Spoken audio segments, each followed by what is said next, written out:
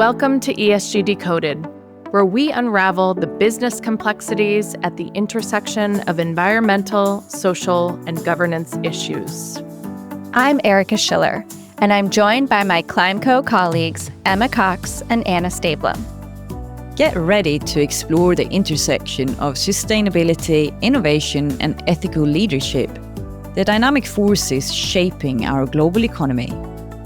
From climate action to social responsibility, we're here to decode the ESG landscape by interviewing interesting leading figures across the globe that will empower you with actionable insights. Whether you're a seasoned practitioner or just embarking on your sustainability journey, this podcast is your compass for navigating the future of responsible business practices. Let's decode ESG together.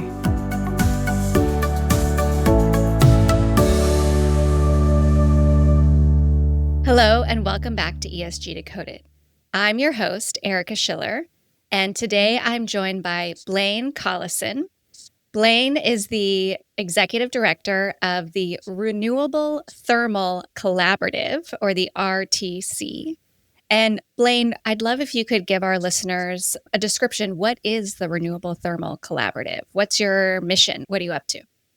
Oh, thank you. So the RTC is a joint initiative of three organizations: David Gardner Associates, where I work, the Center for Climate and Energy Solutions, and the World Wildlife Fund, right? So a consultancy and a couple of environmental NGOs. And our mission is to work with large thermal energy users to decarbonize, in fact, their thermal energy use with renewables, right? So we're basically out to decarbonize global industry. Wow, that's a big mission. It'll take a minute. One step at a time. And you have a summit coming up in Washington, D.C., right? Did you want to share what that is as well? Oh, we do. Oh, thank you. Yeah. The RTC, this will sound cliche, but the RTC is all based on collaboration, right? And so much so that we put it in the name of the initiative. And one of the things that we do here is each year we have what is now post-pandemic an in-person summit, right? And we invite all of our members and solutions providers and other folks from around the market, around the world, to come get in a room together for a couple of days and work the problems, right? To share perspectives, to share knowledge, to collaborate. It's amazing. This will be our fourth in-person year. I guess the first year we had 140 people, and last year we sold out our 300-person room and had a 30-person waiting list. We've had to change venues. It's a neat thing. I get to stand up and open the thing and to look out and see the room fuller and fuller and fuller with people. I think last year we had folks from 18 different countries that came to be in the space and again, work the problem. So shameless plug, October 15 through 17 in Washington, D.C. It's open to the public, to practitioners, and there's information on our website. Great, thanks. It sounds like a really interesting event. Thanks for the primer also about the Renewable Thermal Collaborative. Can you share more about where are you seeing renewable heat being most applicable or the most used today in industry? Like, what are the applications where it makes sense today? It's a great question. I can maybe take a step back further. And so why heat? And it turns out we use heat to make everything in the world, from food and beverage to pharmaceuticals and consumer products, cars, chemicals, steel, concrete. It's all made with heat. And I come to this work from the renewable electricity space, right? And we're 20 years into a really interesting arc in the US and internationally, right? But where companies have worked together to accelerate the renewable electricity market here in the US. And this work at the RTC comes out of that. We launched with 5 companies and 1 city. They were all part of that renewable electricity experience. And they came to us and said, and I'll paraphrase, but listen, this electricity thing has been amazing. We're not done yet, but we've innovated, we've learned, we're starting to do renewable electricity supply deals. We've got a plan. But here's the problem. As organizations, we have net zero targets or science-based targets or other climate goals. And if you look at our emissions, electricity is just part of it, right? That's the scope 2 piece. We all make stuff. or we have tens of thousands of buildings. And to make stuff, we're using fossil gas, we're combusting fossil gas to make heat, because that's how we make stuff. And we don't know what to do about that. We don't really understand the technology basket here. Have you seen what this stuff costs? This feels to us very much like the beginning of the renewable electricity experience. So listen, when we kind of take some of those approaches and apply them to this problem, that seemed like a brilliant idea. And here we are, 7 years later? And now to come back to your actual question, we learned a couple things, right? So different sectors need different amounts of heat, right? So thinking about decarbonization and sort of opportunities to make progress, sectors like food and beverage, pharma, CPGs tend to be supplied by low and medium temperature industrial heat, right? Whereas doing things like making concrete and cement, iron and steel, aluminum, chemicals, that's all high temperature heat, right? That's north of 1,000 degrees C or up to 1,800, 1,900 degrees C. It's really hot. That is harder to do. It's more expensive to do, right? So thinking about the opportunity here, one of the things we discovered was that there is a much more sort of right now opportunity to make progress in some of these sectors that are characterized by low and medium temperature heat requirements. So again, pharmaceuticals, food and beverage, consumer products, parts of the auto industry, right? There's clothing and textiles. There's a huge area. Oh, in fact, we did a piece of analysis with BCG, Boston Consulting Group, and approximately 78% of the U.S. industrial sector's thermal emissions are in that low and medium temperature process range. So we've got to get to the big hard to abate sectors, right? The big high temp stuff. There's been a very productive opportunity here to make some nearer term progress in some of those other sectors I was ticking off. Yeah, so 70% of industrial heat emissions in that low and medium range, which is also, you said, low-hanging fruit. It's the easiest to convert to renewable thermal heat? Well, it is easier. I'm not sure I would call it exactly low-hanging fruit. We'll need a ladder if you want to sort of play out the metaphor, right? I mean, so one of the things that's really interesting about the set of challenges, well, there are a bunch of things that are interesting about it, but it's a yes and solution kind of conversation, right?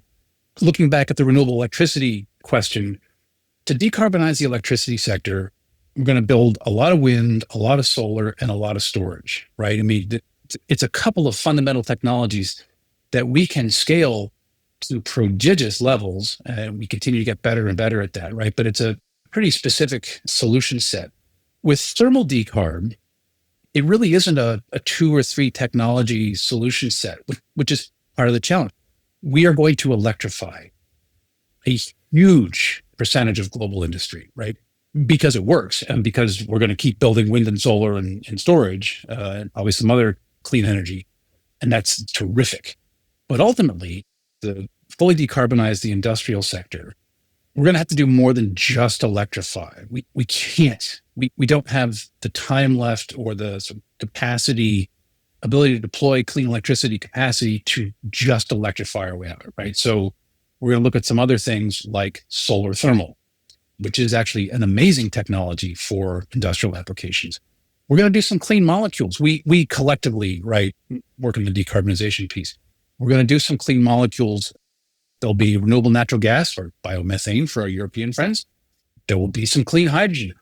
My guess is that the decarbonized molecules will probably ultimately end up serving a lot of those hard to abate sectors with the very high temperature requirements, because those solutions map over to those needs really well, right?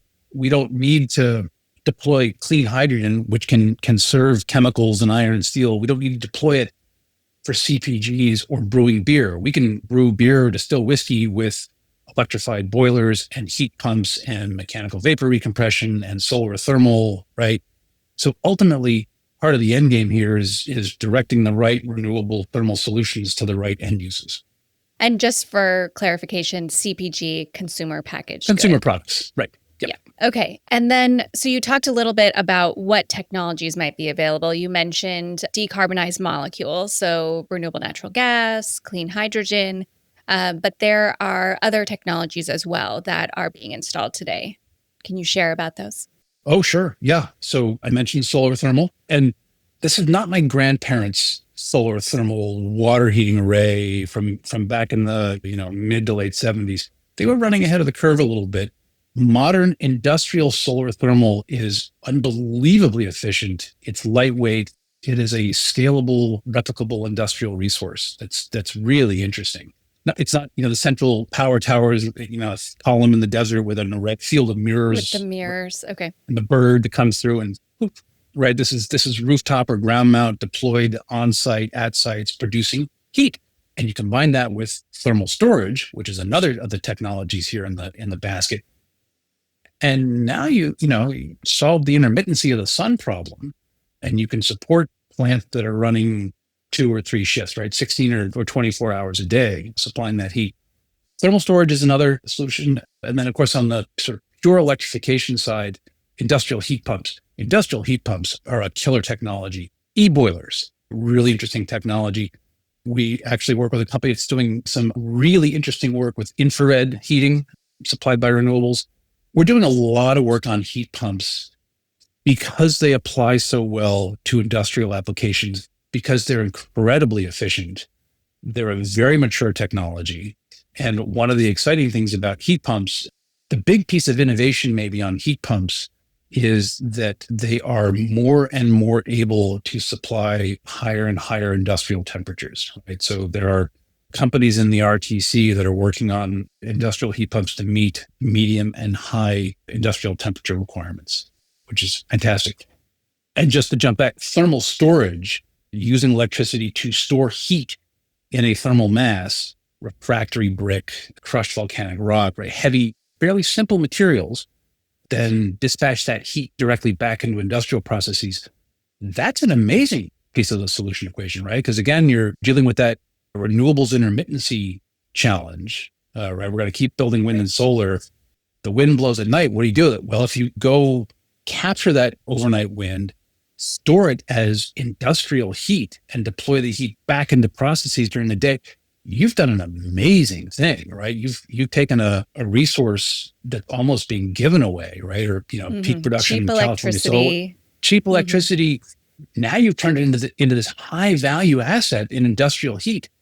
So there are several solutions, and part of the exercise here for companies is to figure out, which solutions go where in my portfolio, in what order. No one of these solutions is going to take me the whole way to my net zero target. How do I massage the pieces here and stack the elements to get me where I'm wanting to go?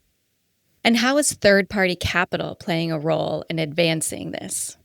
This is, again, sort of one of the places we look to the renewable electricity experience, right, as a very useful guidepost. Third-party capital, financing PPA, wind and solar PPAs, has been Power purchase agreements. Power purchase agreements, yes. Third-party capital has been transformative for scaling wind and solar. And I think we have an opportunity to do something similar with heat. We're dealing with a lot of the same end-use customers who have investment-grade credit, right? So you're talking about corporates, industrial players, they have good credit. Yep, they are very low-risk partners for this investment, right? One of the obstacles here is we're going to update and enhance our means of production here. We're going to modernize over time. How do we pay for all this?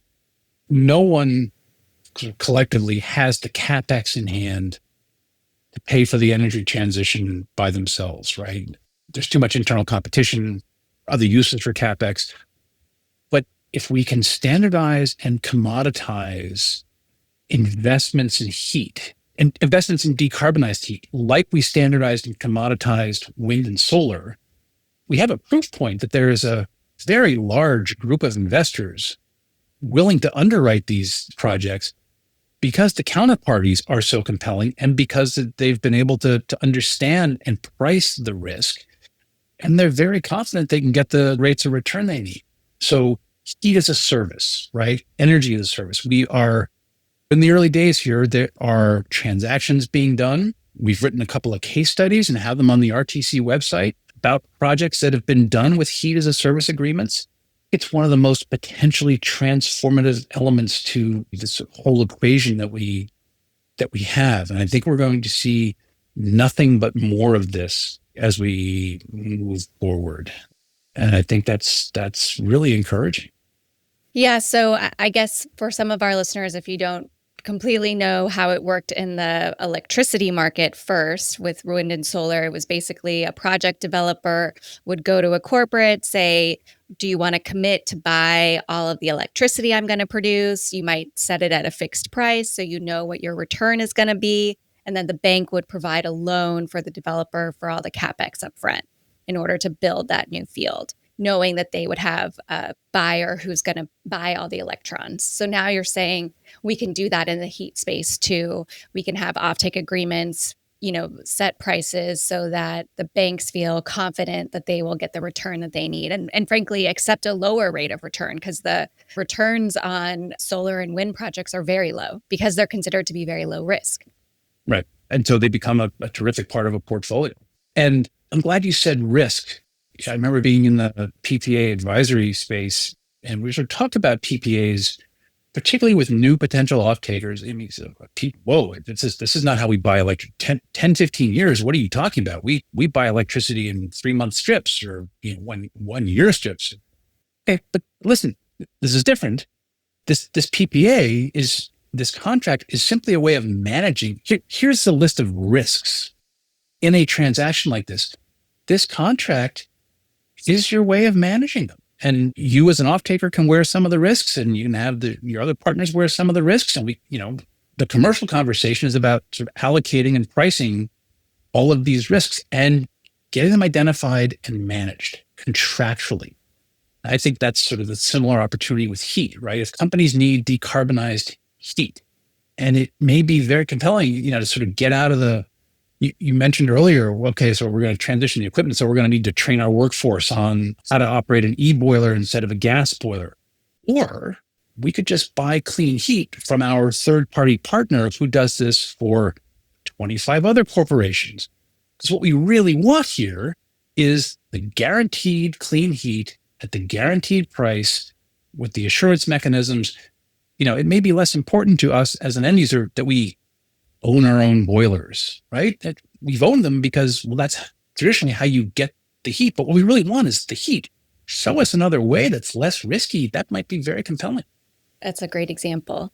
I think we'd be remiss without discussing the current political environment here in the US. And I'm curious, how are businesses still thinking about this switch to renewable heat? And what are the key drivers for investment? How do you talk about this? That's a good question and an important question. Part of what I notice is that the vast majority of the RTC's work is with companies that are global, right? They may be American. We have some blue chip American companies that are at the core of the RTC, and they have global operations and their goals. All of the companies in the RTC have goals of some kind, whether it's a net zero target or science-based target or something else. So sustainability goals. Yeah, absolutely. They have some different kinds of, we actually plotted this out, and they're on different timelines, but everyone's sort of working toward a goal. They are global goals because they are global organizations, right? And part of the challenge for companies has been, all right, well, so we've got to decarbonize all of our manufacturing by 20, 30, 35, 40, whenever. Where do I start?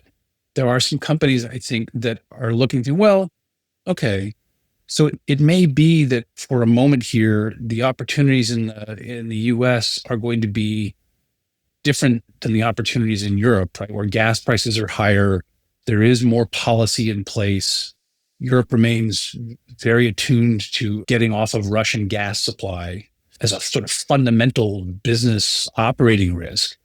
So, okay, maybe I'll have more ready opportunities there for a moment, but that will enable me to take the learnings there and come back to the US when conditions warrant. Or in fact, we are still seeing companies making investments in US decarbonization projects, looking for opportunities here.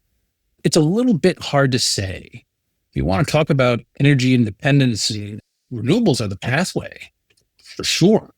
So it's pretty interesting to watch and track. Yeah. And I think, when you talked about industrial heat pumps being so efficient, saving money on energy is always good business sense. I'm glad you said that. We have a number of companies who have come to climate work in part because of sort of fundamental business risk exposure. We have companies that are either in the business of agricultural commodities or rely on agricultural commodities as sort of their key input to make their product. I think we might all agree that if climate change is going to disrupt our collective ability to distill bourbon or brew beer or make chocolate, or frankly, grow the wheat that feeds a nation, that's a big deal. So, a lot of these companies are looking at this from a very clear-eyed business risk perspective. Doing this is good business. Reducing, controlling, stabilizing your energy prices, which renewables allow you to do, is good business. Protecting yourself from climate disruption is good business. And so you mentioned you have 51 members, 62 solutions providers. All of those folks believe that this is a growth market, solid investments. And you mentioned that your summits keep growing in terms of interest in understanding what the solutions are, where they apply to businesses. So that's very encouraging to see the growth and the interest and the installations. Yeah. One of the things I love about this work and about my job is that the people that we're engaged with at these companies, particularly on the buy side, are the people that are in charge of making all of this change, right? And the RTC doesn't spend any time sort of writing reports describing the problem and sort of, there are lots of reports describing the problem, right? What we're trying to do is work with this collective brain power, which is amazing, and collective market cap. The 51 members in the RTC comprise something just north of $6-7 trillion in market cap. Wow. I mean, it's a lot. There's more to go, but it's a real number. It's a real collective footprint. So working with this collective footprint and the people who have been charged with decarbonizing it, that's amazing. I mean, right? Because what they need to do is go back to their desks and do something. And they need to do pilot projects or the first tranche of projects. They also need to get to scale, right? Because they are responsible for working toward and executing their company's goals. So that's pretty exciting. The demand on the buy side is here. It continues to grow. We get calls from Global 1000 saying, listen, glad I found you. I got to decarbonize my scope 1. What do I do? Okay, well, this is a longer conversation, but get in here because actually a bunch of your peers are trying to wrestle that problem to the ground and they're working on some really interesting stuff, and get in here, come help. We're developing tools and case studies and decarbonization roadmaps, right? Our goal is to arm everybody with something new to do when they go back to their desk on Monday because they came to an RTC summit or a call or a webinar or a working group. Your colleague across sectors has learned something, or you talked to an interesting technology developer, or you learned about third-party finance, or you read a case study, or you found our heat pump tool. Here, let's go. Great. Well, it's really nice to see the impacts that you're making and the ways that you're trying to enable this transition to lower carbon industries, right? And helping to reduce industrial emissions. So appreciate the work that you've done and that you're continuing to do to advance the decarbonization of our industrial players. So thank you. Really great conversation, Blaine. Thank you so much for joining us. Oh, you're very welcome. It's a delight to chat, and it genuinely feels like a privilege to get to do this work. I'm very grateful for the opportunity. Thanks for tuning in to ESG Decoded. We hope this episode has inspired you to take action in your own ESG journey. stimulating ideas for partnership and innovation. New episodes drop bi-weekly on Tuesday morning. Subscribe now on your favorite streaming platform to stay in the loop.